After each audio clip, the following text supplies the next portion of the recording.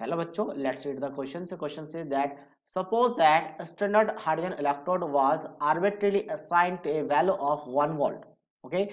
For this reaction is given, means reduction potential is given. Reduction potential के लिए इसका 1 volt मान लिया है. What could we do? Do to absorb voltage under the standard conditions for each of the following. ठीक है. तो standard condition में ईच ऑफ द फॉलोइंग का सभी का अगर हम क्या देखें, अगर वोल्टेज देखें तो रिडक्शन पोटेंशियल जिंक का कितना आता है. So that is basically minus of 0.76 volt और रिडक्शन पोटेंशियल ऑफ कॉपर कितना था 0.34 volt when the standard electrode potential is basically 0.00 volt. क्या बोला गया इस क्वेश्चन में कि जब आप स्टैंडर्ड हाइड्रोजन इलेक्ट्रोड को या फिर स्टैंडर्ड हाइड्रोजन इलेक्ट्रोड को जब 0.00 वोल्ट मानते हो मतलब रिलेटिव वैल्यू माना जाता है उसका, उसी के रिस्पेक्ट में सारा हम स्टैंडर्ड रेडिएशन पोटेंशियल या ऑक्सीडेशन पोटेंशियल निकालते हैं. तो हाइड्रोजन के लिए बेसिकली जीरो माना जाता है. जो हाइड्रोजन के यहाँ पे लिखा गया है ये अगर आप देखोगे तो इसके लिए चाहे इसका ऑक्सीडेशन पोटेंशियल हो या रिडक्शन पोटेंशियल हो वो कितना माना जाता है, जीरो माना जाता है. बट इसके जगह पे अगर आर्बिट्रेरली 1 वोल्ट मान ले, रिडक्शन पोटेंशियल 1 वोल्ट मान ले, तो इनमें क्या फर्क पड़ेगा. और क्वेश्चन पूछा किसके लिए कि जिंक कॉपर शेल का वोल्टेज क्या आएगा, वो क्या होगा वो आपको बताना है यहाँ पे. तो एक बार हम क्या करते हैं, दोनों को एक एक करके इंडिविजुअल सॉल्व करके देखते हैं. इंडिविजुअल इंडिविजुअल का मतलब क्या है कि ये जब कंडीशन था उस टाइम अगर हम यहाँ पे जिंक की बात करें तो जिंक का क्या हो जाता है, ऑक्सीडेशन हो जाता है.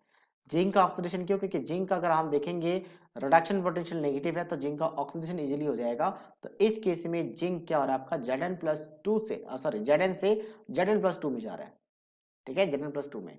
तो अगर मैं इसको ऐड कर दूं तो यहां से आपके पास क्या आएगा कि अगर ए नॉट ऑफ द शेल की बात करें, हाइड्रोजन और इस दोनों को कंबाइन करके सेल बना रहे हैं. ठीक है, बाद में हम जिंक कॉपर का सेल बना के देखेंगे. पहले मुझे जिंक का स्टैंडर्ड रिडक्शन या ऑक्सीडेशन पोटेंशियल क्या होगा सेम कॉपर के लिए वो निकाल लेते हैं. फिर हम दोनों का शेल बना के हम एक साथ निकाल सकते हैं क्योंकि आपके पास हमने यहाँ पे रेफरेंस जो है रेफरेंस हाइड्रोजन इलेक्ट्रोड वो चेंज हो चुका है. पहले 0 वोल्ट था वो 1 वोल्ट है. तो उसके रिस्पेक्ट हमें न्यू वैल्यू निकालना पड़ेगा reduction potential of zinc and copper. तो इस केस में यहाँ पे क्या आएगा, इस केस में आपका ए नॉट ऑफ जिंक जिसका ऑक्सीडेशन हो रहा है और plus of reduction potential of basically hydrogen. ठीक है, तो ये तो इनिशियल कंडीशन था बट हम अब कितना लेंगे 1 वोल्ट लेंगे, 1 वोल्ट यानी ये आपका 1 वोल्ट लिखा जाएगा. तो इस केस में ई नॉट शेल कितना होगा, ई नॉट शेल अगर मैं इनिशियल कंडीशन की बात करूं तो इनिशियल कंडीशन में जीरो था और ये आपका इसका रिडक्शन पोटेंशियल अगर नेगेटिव है तो ऑक्सीडेशन पोटेंशियल पॉजिटिव होगा. ये मैं साइड में एक बार कर लेता हूं कि ए नॉट शेल कितना आएगा. तो ए नॉट शेल की बात करें तो ये आता है बस इसका इसका जिंक का मुझे यहाँ पे ऑक्सीडेशन पोटेंशियल लिखना पड़ेगा तो ये पॉजिटिव में आ जाएगा क्योंकि रिडक्शन पोटेंशियल गिवन है और हाइड्रोजन का जीरो है. तो मतलब शेल का 0.6 वोल्ट आएगा जब जिंक यूज किया जाएगा.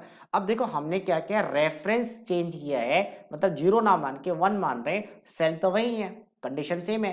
तो शेल का जो एक्चुअल वोल्टेज आप अब्सॉर्ब करोगे वो सेम ही रहेगा. तो इसलिए ये वाला वैल्यू तो सेम ही रहेगा 0.6 वोल्ट. ठीक है, इसकी हमें वैल्यू निकालना है न्यू कंडीशन में जब आपका ये वैल्यू कितना हो चुका है 1 हो चुका है. तो यहां से जिंक के लिए आपके पास जिंक के लिए ऑक्सीडेशन पोटेंशियल कितना हो जाएगा. तो इसकी बात करें ये 1 इधर जाएगा तो नेगेटिव में 0.24 वोल्ट आ जाएगा. हम इसको यहीं पे रखते हैं. सेम ऐसे ही हम एक और सेट बना सकते हैं कॉपर का. तो कॉपर का इजीली रिडक्शन हो जाता है क्योंकि कॉपर का रिडक्शन पोटेंशियल देखिए तो पॉजिटिव है. तो कॉपर का इजीली रिडक्शन हो जाएगा बाय गेनिंग 2 इलेक्ट्रॉन्स. तो इनका तो हम रिडक्शन करवा लेंगे कि कॉपर का हमने रिडक्शन करवा लिया. तो हाइड्रोजन का फिर ऑक्सीडेशन करवाना पड़ेगा.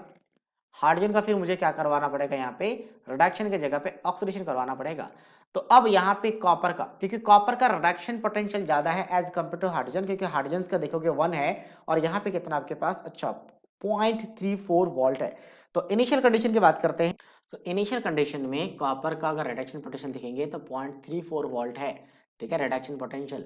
और हाइड्रोजन का कितना है, हाइड्रोजन का तो जीरो है, चाहे ऑक्सीडेशन की बात करें या फिर रिडक्शन की बात करें, 0 वोल्ट इनिशियल कंडीशन में. तो उस केस में जब हम ये सेल रिएक्शन लिखेंगे, यहाँ पे रिएक्शन लिखने की जरूरत नहीं हालांकि, तो इस टाइम शेल का वैल्यू कितना आएगा, तो ये वैल्यू आ जाएगा reduction potential of the copper and plus of oxidation potential of hydrogen. ठीक है, तो हाइड्रोजन का क्या करना पड़ेगा, मुझे ऑक्सीडेशन पोटेंशियल लिखना पड़ेगा. फिर से वही हम साइड में पहले क्या करेंगे, साइड में पहले हम यहाँ से किसका कैलकुलेट कर लेते हैं, इनिशियल कंडीशन का.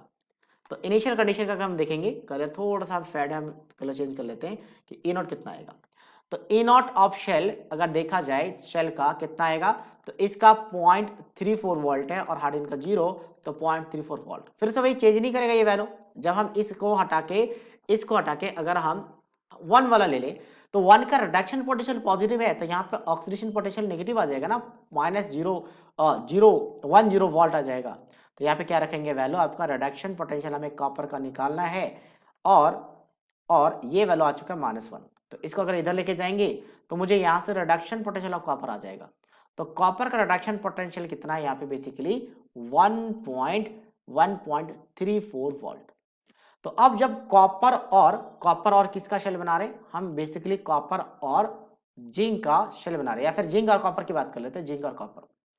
तो यहां से देखा जाएगा कि इसका ऑक्सीडेशन पोटेंशियल ज्यादा है, किसका रिडक्शन पोटेंशियल ज्यादा है। तो ओवरऑल रिडक्शन पोटेंशियल से बात कर लेते हैं। रिडक्शन पोटेंशियल कॉपर का ज्यादा है। अगर मैं इसका रिडक्शन पोटेंशियल लिखूंगा, पॉइंट पॉजिटिव में 0.24 वोल्ट होगा, तो जिसका रिडक्शन पोटेंशियल ज्यादा है उसका रिडक्शन पोटेंशियल लेना है, और दूसरे वाले का ऑक्सीडेशन पोटेंशियल लेना है। ये शेल का आपका कंडीशन होता है, क्योंकि शेल में एक का ऑक्सीडेशन होगा, एक का रिडक्शन होगा।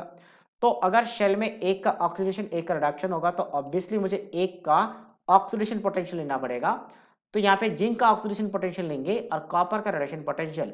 तो जैसे मैंने कहा कि देखने के लिए या फिर सिलेक्ट करने के लिए तरीका क्या है, तो आप क्या करो, दोनों का रिडक्शन पोटेंशियल देख लो, जिसका रिडक्शन पोटेंशियल ज्यादा उसका रिडक्शन पोटेंशियल लेंगे, और जिसका ऑक्सीडेशन रिडक्शन पोटेंशियल कम उसका ऑक्सीडेशन पोटेंशियल ले लेंगे। तो ये वैल्यू आ गया, ठीक है, ये नेगेटिव है पॉजिटिव है, तो ऐड करने के बाद आ जाएगा 1.1 वोल्ट। तो जो कि ऑप्शन नंबर फर्स्ट के साथ मैच कर रहा है, that means option A is the right answer of this question. So I hope you understood it well. All the best.